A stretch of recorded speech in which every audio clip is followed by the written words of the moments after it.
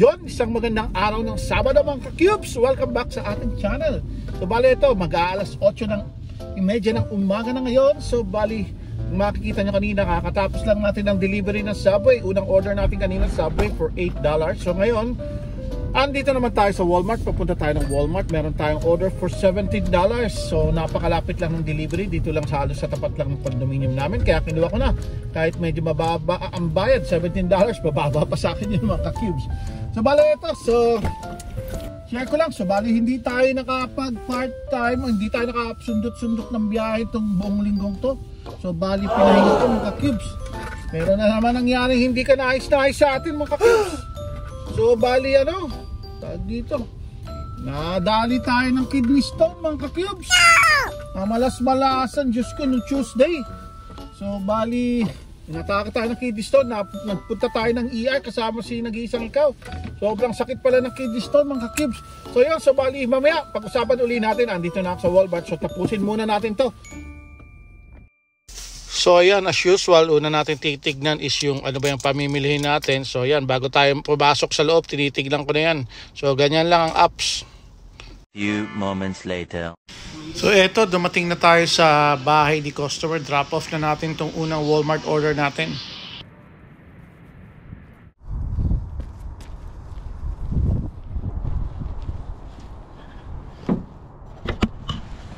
So yun, na-deliver na natin. Second order. Magkano tayo? Wala pa tayo isang oras. 8:30 tayo lumabas, half an hour. 17 plus 18. Aba, malaki na nun diba? So yun, so balik tayo dun ulit. Baka makarami pa tayo. Few moments later. So yun, balik to, katatapos lang natin i-deliver yung grocery order na yun. So yun, so eto, break time muna tayo. Unang higop ng kape para sa inyo mga cubes. Sige, kahit may kidney stone. Ayan, pasaway. Yun. So in moderation lang naman pag-inom natin ng kape ngayon mga cubes. So yun nga. So bali ito. So magkano tayo. Update muna tayo. So sa dalawang delivery natin, anong oras na pala? 9:09 na ng umaga. Lumbas tayo 8:30. Nakaka $25 na tayo. Piluin nyo yun. Bilis ha. Hindi mo samayan. Tapos Subway tsaka Walmart pa yung nagawa natin in 30 minutes. So naka $25 tayo. Not bad. So kahit na kasi wala pa gaanong tao sa Walmart kaya mabilis ko natapos yung order tsaka malapit lang yung delivery. So ganyan lang ginagawa natin. Kaya eto, kahit tumambay tayo ngayon ng half an hour, isang oras, at least may pondo na tayong $25. Pero mas maganda kung dire-diretso yung pasok ng order. Ito may pasok pero mababa. So yun, so bali ito nga. Hindi tayo nakapag sundot-sundot ng part-time ng weekdays dahil nga doon sa nangyari sa atin.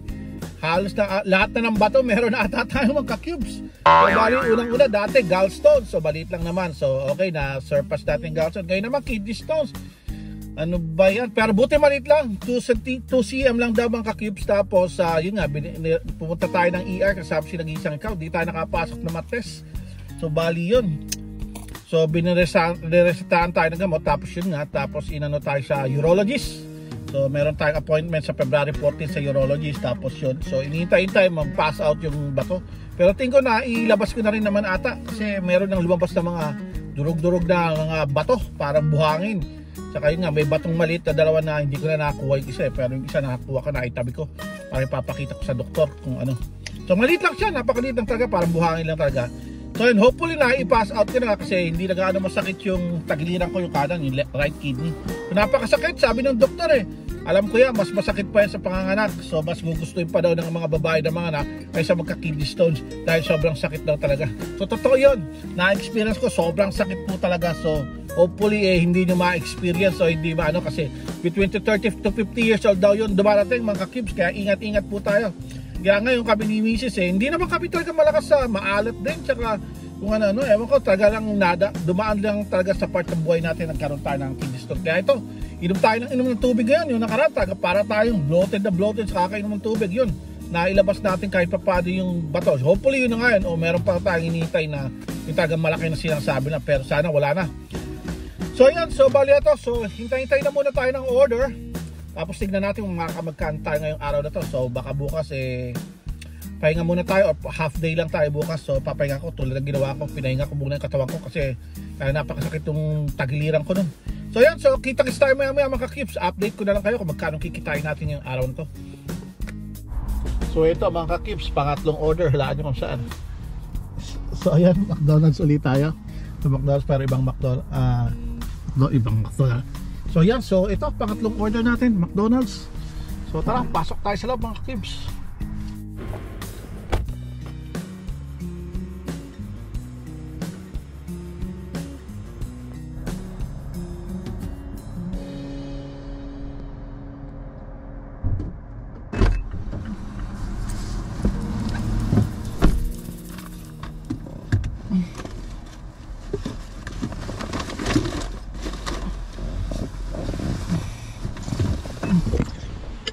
So, order pickup, tara, punta na tayo kay customer. Yun, so pangatlong order drop off, tapos na to. Ito, babalik naman tayo dun sa McDonald's na yun. Ano ba to? Saan to? Okay, so malapitan lang, malalapitan. So okay lang to, kahit may base pay mabababa, hindi naman siya $3, $6, $5. Okay to, pero malalapitan ang order basta McDonald's eh. Tsaka maaga pa, wala pang traffic, tara, punta tayo McDonald's. Ito, nandito na naman tayo sa McDonald's na to. Ba't hindi nilang sinabay yung bigay sa atin ito eh. Malamang ito rin yung pipick upin ko yung nakalagay dun sa ano. Kaya tingnan na lang natin mga ka-Kibs. Few moments later.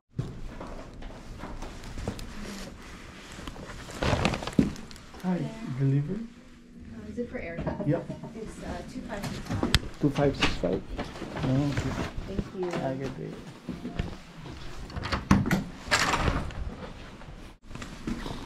So yun, na-deliver na natin mga ka-Kibs. First time kong mag-deliver dito sa loob nito, sa taas. So tara, tayo, babaan tayo. Balik na tayo doon sa paborito natin lugar. So yun, so bali, ewan ko kung mabalik tayo doon sa lugar natin o dito na tayo mag-aantay ng order. Kasi marami rin ditong restaurant eh. So tingnan lang natin, intay tayo ng 15-10 minutes kung makakuha tayo ng order dito. Para hindi na tayo pupunta babalik doon, pero mas maganda doon sa isa. Basta ito, may order na naman. Tingnan natin. $12 LCBO. Saan to? So yun, so bali may nakuha tayong LCBO order $12. Tapos papupuntahin tayo doon sa lugar na gusto natin puntahan. So kaya kinuha ko na. Alak naman to, 2 items lang siya. So pero napakaagan to, alas 10 bukas sa kaya yun. Hindi ko alam kung bukas yun. Tara, punta na lang tayo sa LCBO. Tignan lang natin kung bukas na ba yung bilihan ng alak.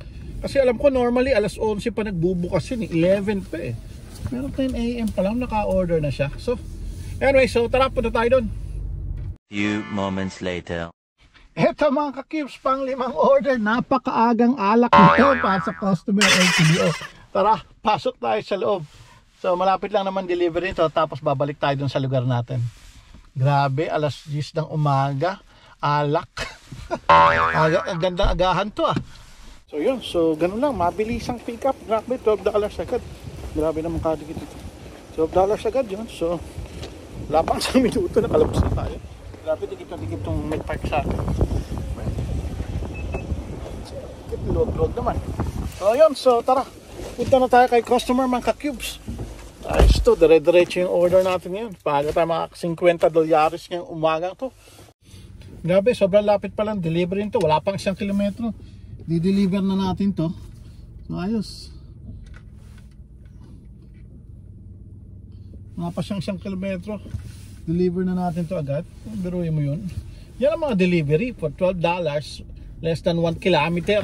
Okay lang yan, mabilis naman natin nakakuha to, di ba? So ganyan ang tamang diskarte sa pagdi-delivery. Dapat alam mo yung lugar, tsaka mamimili ka rin. Hindi basta-basta kuha ka lang ng kuha ng order. Kasi lugi ka, lalo na ngayon, napakamahal ng gasolina. 1.52 per liter, 1.52 per liter. Nakita kaninang mga, grabe. Sobrang taas nun. So dapat nagpagasta pala ako kagabi. Kaso nagpahinga tayo kagabi, hindi na tayo lumabas. So okay lang yun. So almost sa kalahati pa naman yung tanke natin. So tara, punta tayo kay customer. So, grabe. Nung unang araw nung uminom tayo ng gamot nung sa kidney stone, hindi tayo madumi-dumi. So ngayon naman, bumili na ako ng Dulcolax.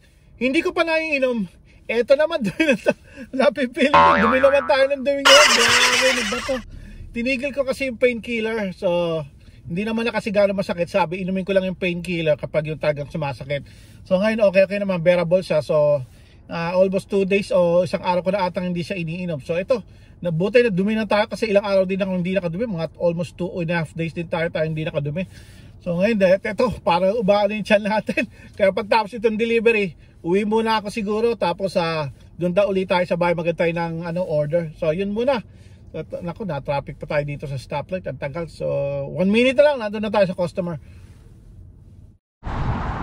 So ito natin i-deliver to sa building na to. Alak na to. Yung alak na to. Okay na. So yun, deliver na natin yung panglimang order na. Panglima na. Tandaan. So pero sa tingin ko, uwi muna tayo. Pag na number 2 muna tayo. Tawag ng kalikasan mga ka-cubes. Araw tayong di madumi-dumi. Ngayon naman, ewan ko. So tara, pila muna tayo. Tingnan natin kung may makakuha tayong order. Pauwi, lapit lang 1 kilometro na, nasa bahay na tayo. Yun. 1 hour later. Yun, so ito update, pang-6 na order natin pagtapos natin mag number 2. Ito, Popeyes delivery. Popeyes tayo ngayon. Dito tayo sa isang food plaza. So ito, dito lang ito kagandahan. Maraming restaurant dito sa area ko. Papasok tayo sa loob.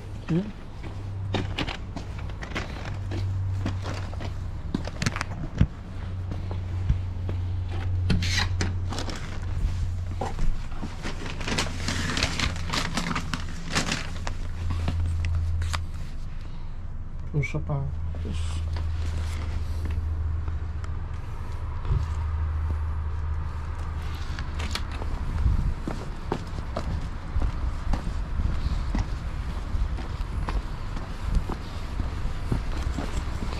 So yun, $10 to $9, hindi na masama. So hanap ulit tayo ng panibagong order. So yun, so ito pang-7 na ata natin itong delivery. Starbucks na naman. Tapos di-deliver lang natin ito doon sa building namin. Doon mismo sa tabi ng building namin. Kaya kinuha ko na malapitan. So bali change tactic tayo ngayon. So mga fast delivery kinukuha natin, yung mabilisan. So para makarami tayo, tingnan natin kung pares lang ba yung kikitain natin, kung gano'n, or kaysa maghintay tayo ng grocery sa isang bultuhan. Pero tignan na lang natin kasi dito dire-diretso yung pasok ng order kahit maliliit tapos malalapit. So yun ang diskarte ko ngayon. So tignan na lang natin. So nakaka $52 na ata tayo ngayon. $52 na tayo siguro ngayon.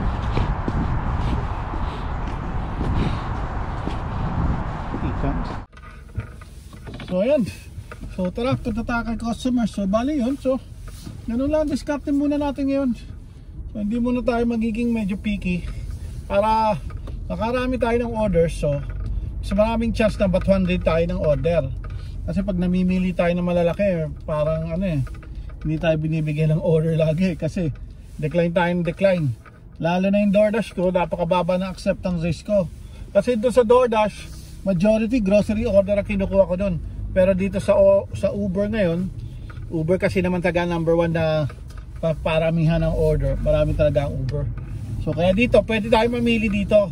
Sa DoorDash, naubos na yung acceptance rate ko Ang baba na wala na ako sa 10% nasa 8% pa lang ata ako. Dito sa Uber, decline lang tayong decline pag di natin kusunaran. So okay lang yun kasi marami namang order na pumapasok. Kaya hindi tayo nawawala ng order. So yun, so tara, punta tayo customer. So yun, so natapos na natin yung pang-7 order natin. So grabe, nakatulog tayo sa sakit. Ang tagal natin naghintay pa sa order na yun. 1 hour later. Yun, nagsinuswerte tayo mga ka-cubes. Taging $33 yung order na yun. Nakalain mo, nagbunga yung pagtulog natin. Kahit matagal tayo nakakuha ng order, $33 naman yung binayad sa atin ngayon. Saan ka ba? So tapos ito, may nakuha tayong order ngayon. Malapit lang dito, alak na naman. On the way din pa balik dun sa lugar natin. Kaya kinuha ko na. Basta mga on the way siya. So for $13.50 yun. So tara, punta na tayo dun sa LCB uli. Wine shop naman pala to, sa wine shop. Sa loob ng metro to malamang. So yun mga ka-cubes, katatapos lang natin yan sa metro. 2 alak, eto. Ang bigat, 1.5 liter pala isang piraso nito. So 3 liter itong bit-bit natin. Bote pa naman. Kaya ingat-ingat ako, baka mabagsak ko, mabasag. So yun, so bali, punta na tayo kay customer. Medyo napalayo tayo ngayon. Pero ito, itong order na to, papalapit tayo dun sa ano, sa area natin. Kaya tara, punta tayo dun. Yun, mukhang familiar na sa akin itong delivery na ito. Kung di ako nagkakamali, ito si tatay na yung dati ko diniliveran noon. Kung di ako nagkakamali, tignan natin. Familiar na yung pangalan niya, tsaka yung lugar ng pinagbilang ko ng alak kasi. Doon din ako bumili, tapos ayun na nga, mukhang si tatay. Tignan na natin.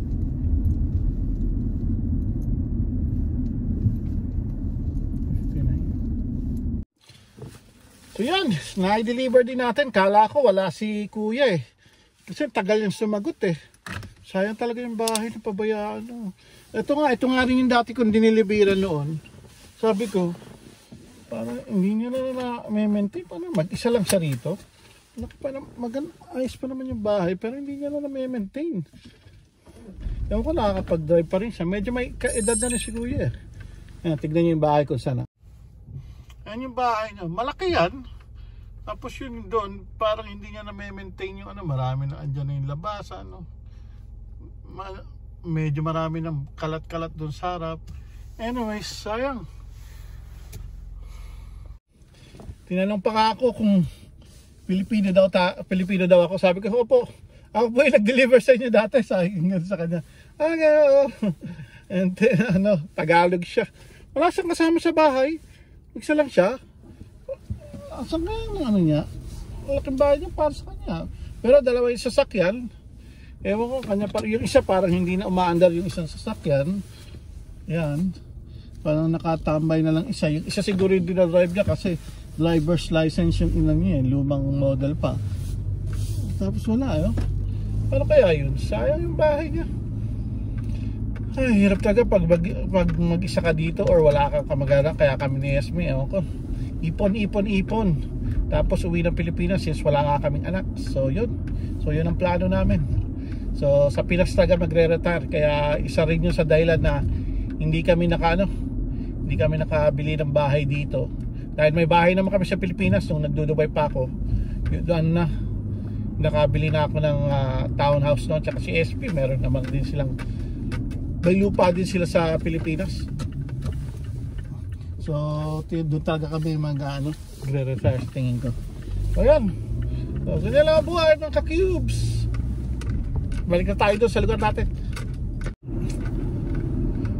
Nagugutom na ako mga ka-cubes. So bili muna tayo ng pantawid gutom. Bili tayo ng sabusa sa Canbe. Yun na lang kainin muna natin bago tayo so hindi pa naman tayo uuwi. So mamaya pa tayo uwi. So pantawid gutom muna tayo, ang sabusa ng bayan, Canbe. So ano pa nga ba? So yan, so punta po tayo. Papakita ko sa inyo yung mga sabusa na kinakain natin dito. Yun ang mura eh. So $2, busog ka na nun. Tapos marami tayong tubig dito. Nagbaon tayo ng tubig eh. So yan. So yan. Makikita nyo, andito tayo sa Best Samosa in Toronto, Canbe. Bali nandito tayo sa Canbe. Yan sa Canbe, andyan yung Canbe, andyan. So bibili, pick up din ako ng pagkain dyan. Pero ngayon, bibili tayo ng samosa. $2 lang, okay na yun, panawid gutom. So pasok tayo sa loob.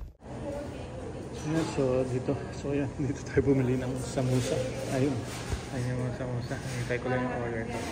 Yan, patawid gutom lang natin. Mamaya kakain ko naman tayo pag-uwi natin. Para habang naghihintay tayo ng order, may machichicha tayo. Diba? Yan ang diskarte. So yun, so nakabili na tayo ng samosa natin. So bali para siyang empanada sa mga hindi pa nakakatikim na samosa sa atin yan. Ayan, para siyang empanada pero Indian siya or Sri Lankan. Nasaan na, may pumasok bang order? Wala naman. Ayan, so kain muna tayo mga ka-cubes. Ang ulit! Ang ulit mga ka-cubes!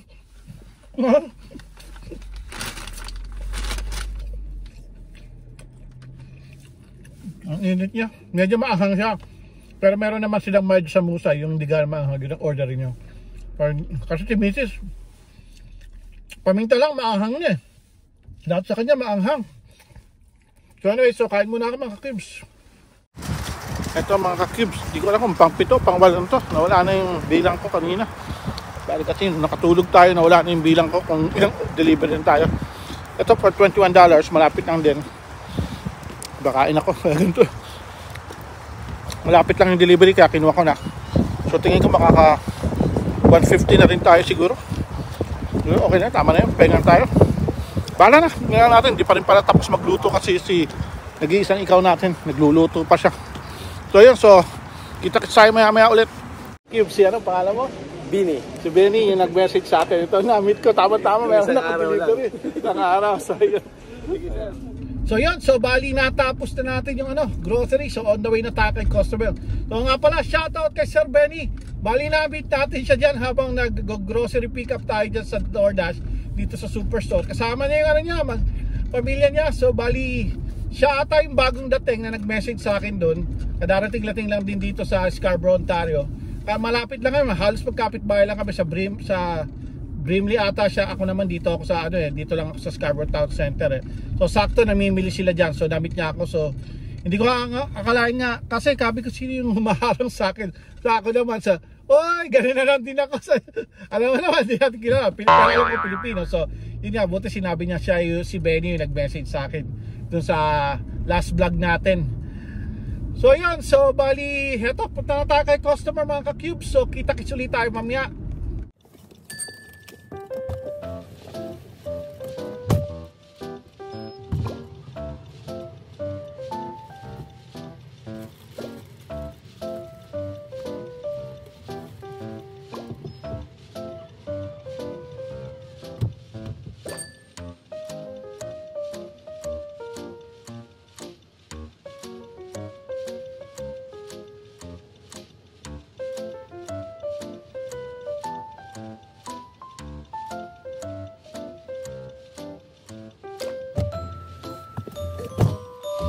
Wow!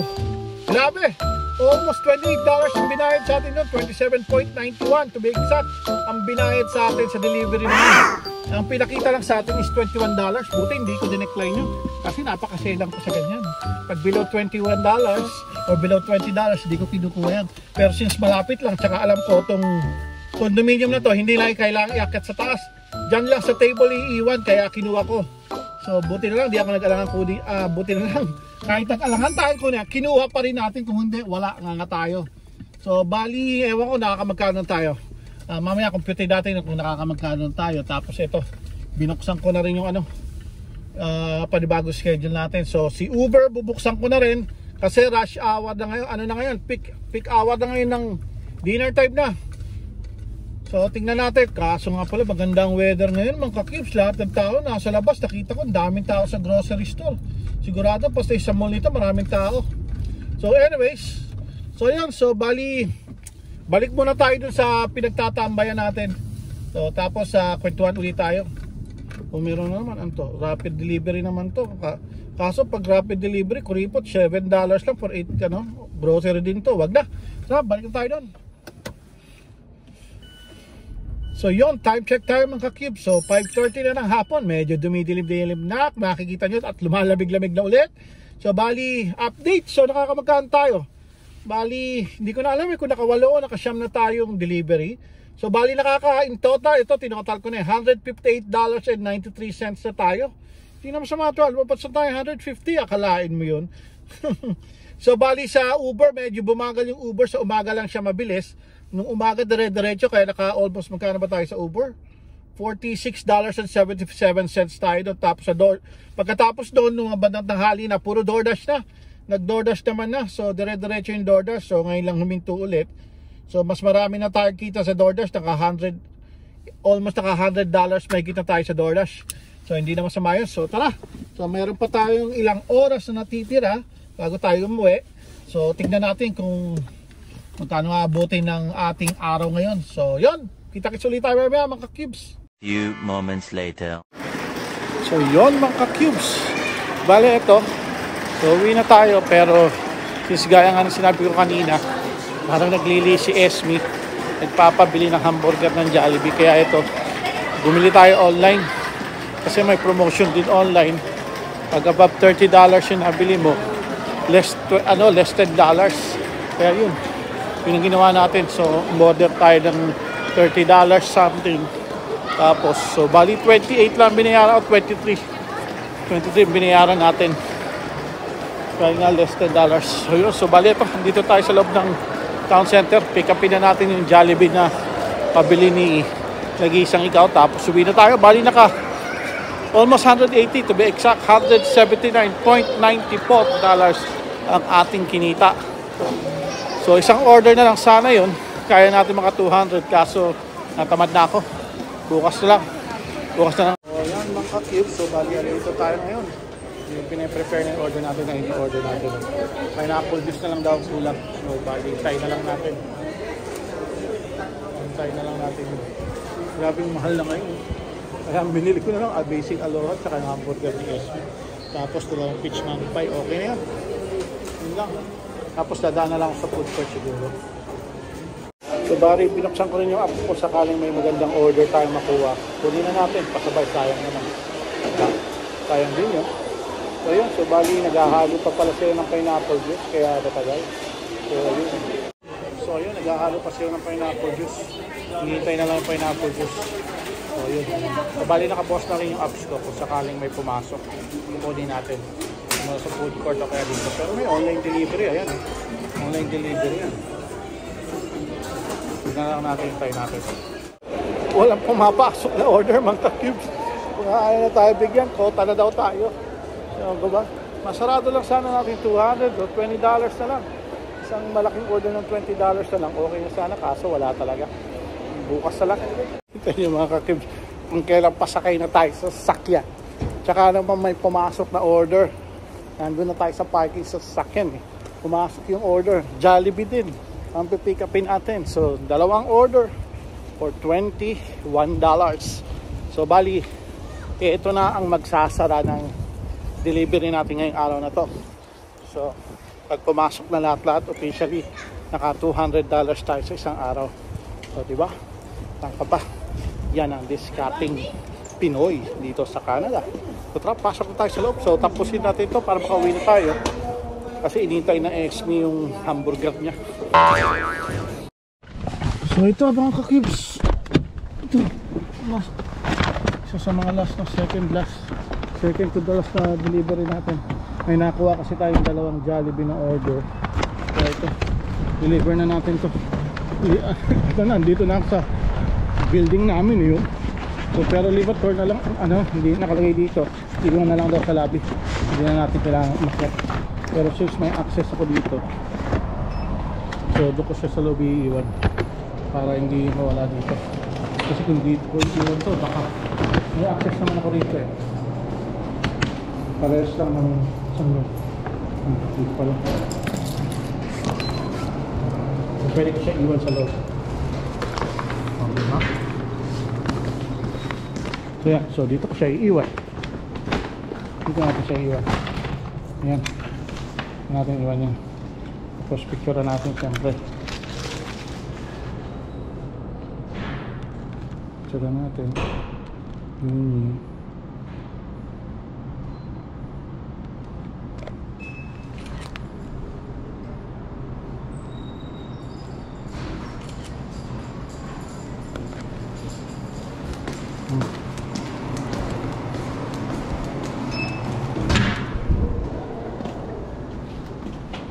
Tapos ito naman.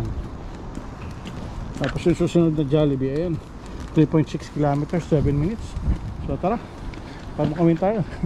Dito rin naman tayo babalik. Papasok din tayo niya. Pero deliver muna natin itong isang Jollibee. So ayan, ganyan.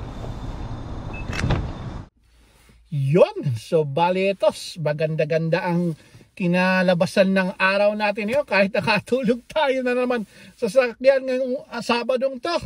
So bali, eto, anong oras na? Alas 8 sakto. So buti na lang, mayroong pumasok na dalawang Jollibee order nung pagkabili natin ng Jollibee para kay Nag-iisang, ng Jollibee ni Nag-iisang Ikaw natin. So bali, eto, computein natin. So bali sa DoorDash, meron tayong $81 $81.66. Okay, at natin $81.66 plus. Tapos, kasi nakatatlong shift tayo eh. Kung tutusin top plus, 22.25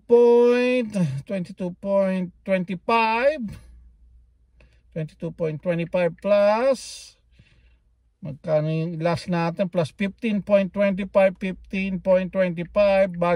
bali sa DoorDash alone, naka $119.16 tayo sa DoorDash. Tapos eto naman sa Uber, so 119 na, diba? So naka $119 na tayo sa Uber. So meron na tayong $66.06.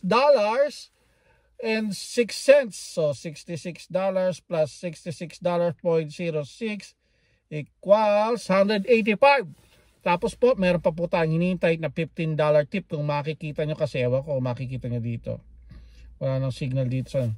So yan, so meron pa tayong hinihintay na tip mga ka-cubes, so na $16. So kasi $5 pa lang yung pumasok sa last delivery natin, yung double delivery. So plus $16 plus $16 equals $201.22. So maganda-ganda po ang kinita natin ngayong araw to. Hindi tayo nagtagal ngayon sa daan kasi umuwi din tayo nung tanghali. Kung makikita nyo sa previous video, umuwi tayo. So yan, so bali yun po. So shoutout po ulit kay Sir Bini Ben, nakalimutan ko.